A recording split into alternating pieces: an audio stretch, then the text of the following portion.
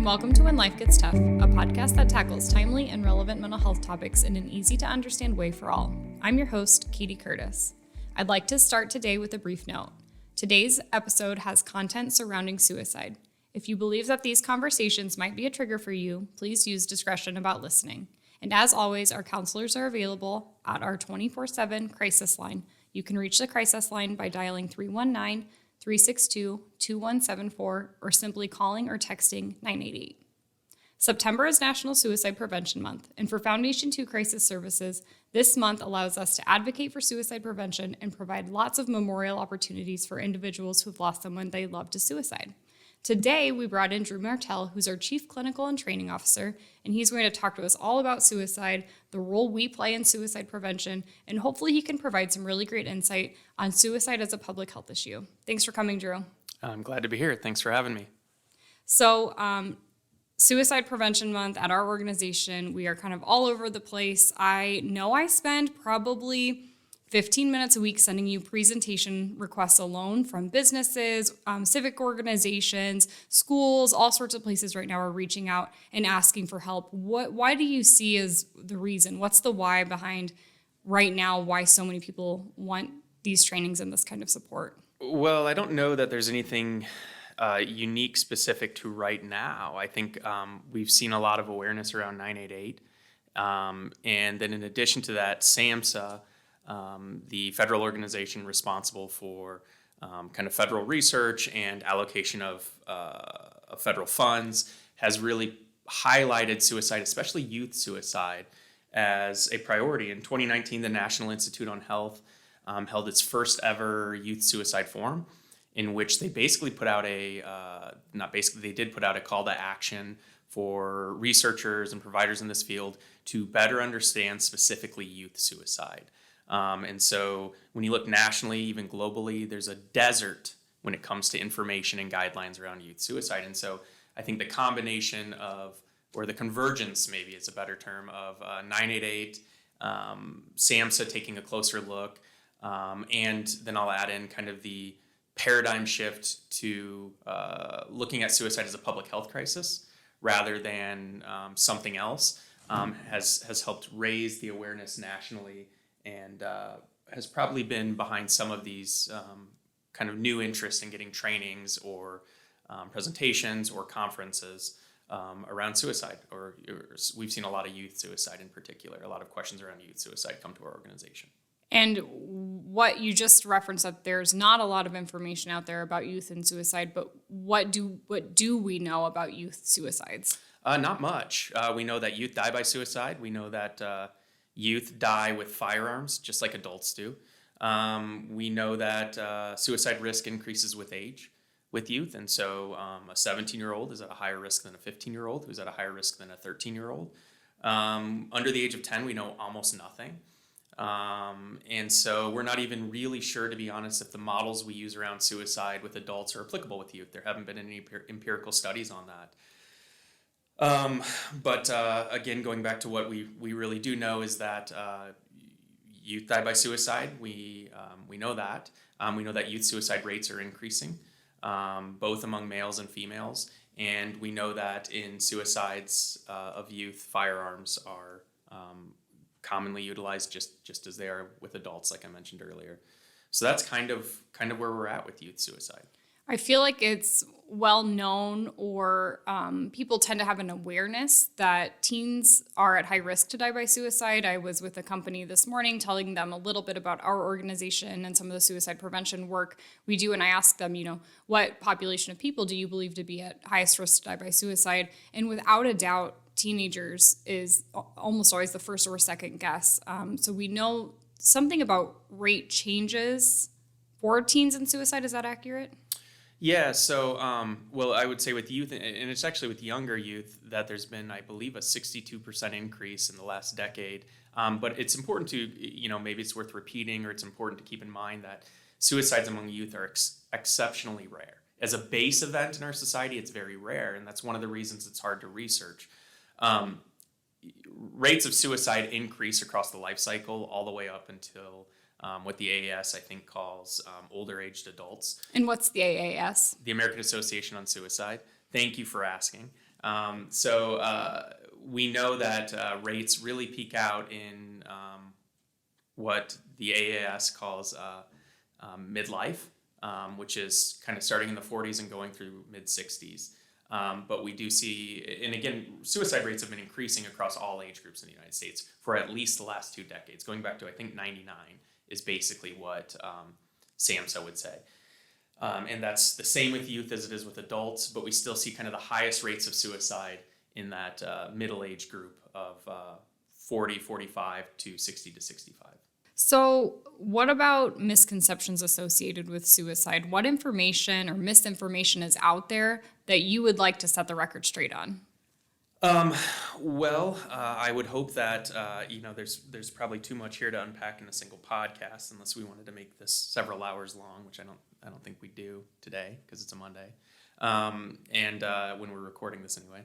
I would think the first thing is that research indicates strongly suicide is not about a failing of moral strength or willpower or toughness. We know that with people who die by suicide, very likely to have a diagnosed mental health condition such as a mood disorder like depression. We know that leading up to a suicide attempt, people are regularly not sleeping, they're using substances, their frame of mind is not operating normally. And so in addition to that, we know that people who go on to die by suicide frequently feel like they were a burden to their loved ones. In fact, this is a core component of the leading theory of suicide right now called the Interpersonal Theory of Suicide. And so people are feeling like they're a burden, they're feeling disconnected, and they have biological things actually going on inside of them that are making it harder for them to not die by suicide, to stay alive. Can you talk a little bit more about that theory? Because there are those 3 components that I think are pretty easy for people to recognize once they can be aware of them. And I think that can play a really great role in suicide prevention. Yeah, so there's a couple theories of suicide out there. Probably the most known is by a psychologist named Thomas Joyner, and it's called the Interpersonal Theory of Suicide. What I'll say is I don't know if it's correct. It's the newest theory that we have. I imagine in 10 to 20 to 30 years we'll have a new theory out there, or it'll build upon the work of Joyner. But it's a revolutionary theory in that before Joyner we really don't have a lot of theories. We have a theory from a guy named Ed Schneiderman in the 90s, and then we would go all the way back to Emil Durkheim in like the 30s and 40s, and we get into some kind of weird stuff around suicide that's kind of on the edges of psychodynamic theory and stuff that we really don't pay a lot of attention to. So what Joyner essentially did is Joyner was very interested in not necessarily why people have thoughts of suicide, because many people in their lifetime will have thoughts of suicide, and something about that is that you can have thoughts of suicide and live your whole life without dying by suicide. Joyner was really interested in looking at the people who go on to die by suicide, the 1% of people who go on to die by suicide, of those that have thoughts. And Joyner came up with this theory that you could essentially envision as a Venn diagram in which you have 3 components in many cases that need to be there for suicide, and those components are thwarted belonging, i.e., I don't feel like I belong to my work. I feel like I don't have social connections. I don't fit in. I don't have someone close to me. That's the first component. The second component is perceived burden. So I feel like I'm a burden to my loved ones. I feel like I'm a burden to the people around me. And this one's a little bit paradoxical. If you attend like a panel on suicide, a lot of folks will say like, well, suicide is a selfish act. And it makes sense why people who have lost a loved one might feel that way. Simultaneously, we know from looking at letters of people who have died by suicide, not everyone who dies by suicide leaves a letter, but when we look at letters of people who have died by suicide, one of the things we know that they feel in their subjective reality is that they were a burden to the people around them, because they write that in their letters. They felt like they were relieving a burden of the people in their life that they perceive themselves to be a burden to. Now, Joyner says with those 2 components, a person may have thoughts of suicide, but to go on to die by suicide, a person needs what he called acquired capability. Sometimes you see it referred to as habituation to pain, and this is the ability to over time dull the body's natural reaction to self-harm. And so that's really the theory is the genesis for a lot of the work that's been done in the field of suicide over the last 15 years or so, in terms of interventions and therapy protocols. The caveat is that the applicability is not known with youth. It hasn't been robustly studied with youth, and so we don't know if that model overlays with youth suicide, and we definitely don't know if it overlays with young children, I would say under the age of 12. So it makes me curious, if there's not a ton of research out there, it's hard to research suicide because you cannot talk to a person after they've died by suicide. What are ideas or philosophies about how do we get good information regarding prevention, intervention, and then kind of that response to suicide to play a role in future prevention? Well, that's a good question. I don't know that there's a single answer to that question. Different organizations have approached it differently. For instance, the VA has done a lot of its own research on veteran populations and suicide. Again, SAMHSA has put out some calls for action around youth suicide. SAMHSA is also behind 988. And so research funnels through a lot of different mechanisms. We also have the American Association on Suicide, but you're right, when it comes to suicides in general, it's very hard to do research for a whole host of reasons, not just stigma related, including there's a lot of very good ethical reasons why research into suicide is difficult to get at. You're poking around families and loved ones after they've lost someone to suicide, and you're often getting into very private, medical records, therapy records, stuff like that. And so there's a lot of ethical reasons why it's challenging. So we have a bunch of different organizations, academic institutions, doing their own research, but we really don't have a lot looking at youth suicide. And so we're getting more and more around adults. The VA has put out some really, really interesting research into sleep disturbances and suicide, especially around veteran populations. But we still aren't seeing a lot with youth. And as a result, we don't have a lot of new stuff coming out on youth. One of the things I'm excited about is something called gatekeeper trainings. Those seem to be particularly promising with youth in general, and that's where you train youth to be gatekeepers to support services, so youth supporting each other. Programs like the Green Bandana Project are an example of a gatekeeper training.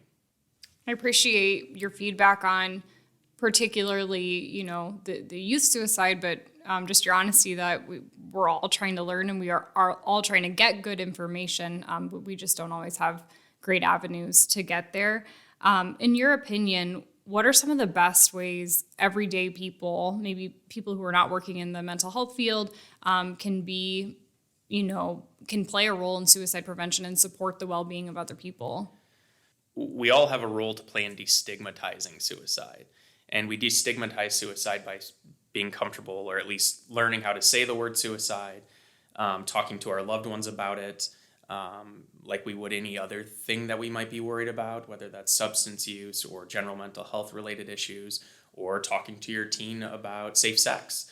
The more suicide is incorporated into a public health perspective, i.e. it's discussed in health classes, family doctors at least screen for it, at the very least screen for it, at just regular check-ins, emergency room screen for it. The more we can incorporate it into the public health lens, the more we destigmatize it, and I think we all have a role to play in that. What we know doesn't help the issue is pretending it's not happening or avoiding talking about suicide. It's a massive issue in the United States. It's the number 2 killer of Americans up through age 24. It is in the top 10 all the way up through the majority of the life cycle in the United States, all the way up into the 70s. More Americans die yearly to suicide than automobile accidents, roughly the equivalent of a Boeing 747 crashing every other day in the United States, full of people. And so we have to figure out ways to decrease stigma around it. We have to figure out ways that it is incorporated in many different avenues of our culture. Prevention is incorporated into many different avenues of our culture. And that's going to take a long time to figure out, and a lot of smart people in a lot of different places. There's no silver bullet. Is really kind of where this lands. I've always been astounded by the statistics surrounding deaths by firearm that are homicides versus suicides. You might have do you know the number? I mean, isn't it like 66% are suicide? Yeah, well, I know for a fact, you can go into the CDC Whiskers database. Anybody can do this. It doesn't require any type of payment. And you can look at what they classify as violent deaths in the United States. And if you combine all firearm-related deaths other than suicide, so you could say accidental discharges, law enforcement, homicide, mass shootings, terrorism-related, it's still less and quite a bit less than the number of suicides in any given year in the United States.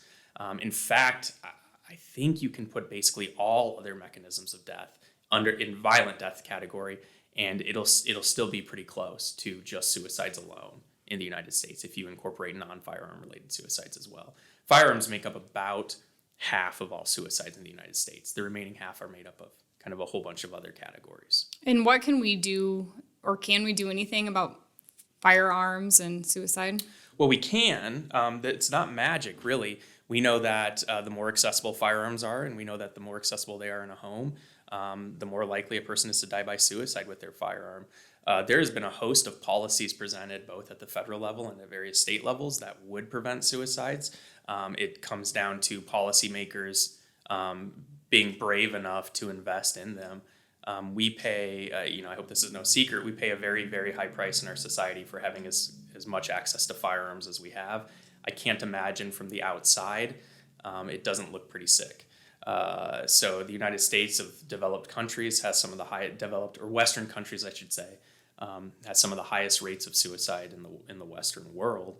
And in many cases, that can be tied to firearms accessibility, just like homicides. So what about safe storage? How does that play a role in suicide prevention? Well, it's better than nothing. We know that looking at youth who died by suicide, I think Mayo looked at 29 youth who died by suicide. 75% of them used a firearm. I think 80% died on their first attempt. And in the vast majority of cases, I think in this study, I might be combining two studies though, the firearms were stored in open areas in their house. And so we also know that one of the most effective prevention measures we have access to is if a person is actively thinking about dying by suicide and has disclosed how they're going to do it, especially in cases of firearms or prescription medication, limiting access to that is a very effective prevention mechanism. And so firearm storage or gun safety is really the first step there. If you have a loved one struggling with their mental health, especially with depression or thoughts of suicide, keeping them away from having easy access to a firearm seems like common sense. And again, research shows that's a very effective prevention mechanism. So gun locks, gun safes. Yep, play a big role. The more robust, the better. Removing ammunition from the house, making sure the gun isn't loaded with ammunition. But gun locks are a good starting point, but I would advocate for something more robust. If you have a loved one who's really struggling with their mental health, especially if they have thoughts of suicide, I would encourage you to consider storing your firearms somewhere else for a period of time just to keep the environment as safe as possible for our loved ones. I appreciate that feedback. It's really good information for people to have. Before we wrap, kind of on that same note, if somebody does come to you and they share, I'm thinking about suicide, I'm having thoughts of suicide, or I have a plan for suicide, what should we do? Well, what I usually hear from people is I hear actually kind of a tapered down version of that. Usually what I hear from adults in particular, adults really don't like to endorse something like suicide because it's seen as a weakness. Our brains are something we should have power over. A whole lot of kind of dated concepts of that. So what adults will usually say, or to be fair, it's because they don't trust you entirely and they're testing the waters or they're nervous to disclose, but they'll say something like, sometimes I want to go to bed and not wake up, or they'll say I don't want to die, but I don't want to be here anymore. Or they'll say even kind of more vague statements like, I can't put up with this anymore. I'm sick of everything. And so if sometimes they are much much more blunt and say like, I'm thinking of suicide, I want to kill myself. But usually I get kind of this tapered down version. I think the first thing I would recommend someone do is to just listen to them, to just be a good support. If they're opening up to you, not shutting them down would be my first priority. And so I recommend listening, being supportive. You don't have to try to fix their problems or convince them otherwise. And what if they're really uncomfortable with that conversation? They don't know how to talk about mental health. They don't know how to talk about suicide. They struggle with high intense conversations in the first place. Then what? Well, I would just say a couple things. You don't have to talk about mental health or suicide if a person opens up to you about that. You can just be there to listen. You could say something like, I don't know a lot about this, but I care about you and I just want to listen to what's going on. Tell me more. Or how can I help you? Or I want to be here to help you. And so I still think the first step is just being there. You could utilize something, you could leverage something like 988, the 988 Lifeline or the State of Iowa Crisis Line, and you could have 3 people. You could be there with them when they called. You could call on their behalf. One thing I recommend a therapist a lot, or people in the helping profession, is that if they are recommending 988 to a client, then they just call the line with the client in front of them. The counselor will answer and they'll say, hey, I was just showing a client how to use the line. Same with mobile crisis outreach. The counselor on the line will say, great, thanks for giving us a call. And so being there with a person and supporting them when you call the line, that's a good first step. Connecting them with a therapist is another step. Encouraging them to check in with their GP and let their GP know. Most people have a GP. Not all do, but many do, and they're usually pretty easy to get into. So that would be something that I would encourage someone to do. But I think the first step would be listening. The second step would be connecting with like the 988 Lifeline or the State of Iowa Lifeline, Your Life Iowa, or something like that. Those are wonderful first steps. I'm so glad you were able to share some of those with us today. Sure. And we're so grateful for your clinical expertise here at Foundation 2 Crisis Services. We also appreciate Drew's passion for data here. He's always got the research studies and can bring us the reports to keep us on our toes and to keep us aware of what's going on in the suicide prevention world. So thanks for joining us today, Drew. So glad you could make some time. I know September is a really busy month for you as well, kind of traveling all over the country, as I believe this month, doing a lot of trainings and mostly presentations. Iowa, but a little outside. You're out of the state, yeah? A little bit, yeah. We also know that you're an avid banjo player, Thank you, Drew. Katie. You want to hook us up with some music Yeah, before we sign off? This was totally unscripted. They demanded I bring my banjo. This is a song called The Big Scioto, which is a river in Ohio, I think.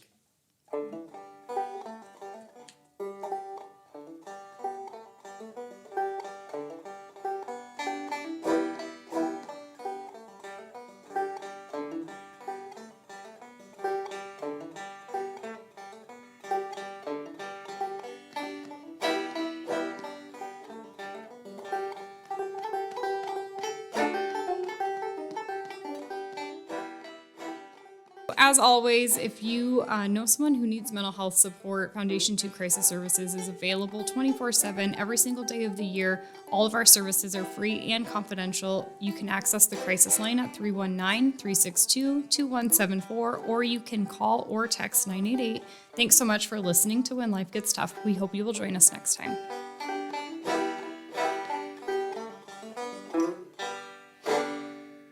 You can find me on all the major music streaming sites. Bravo, Drew. Bravo. Thank you.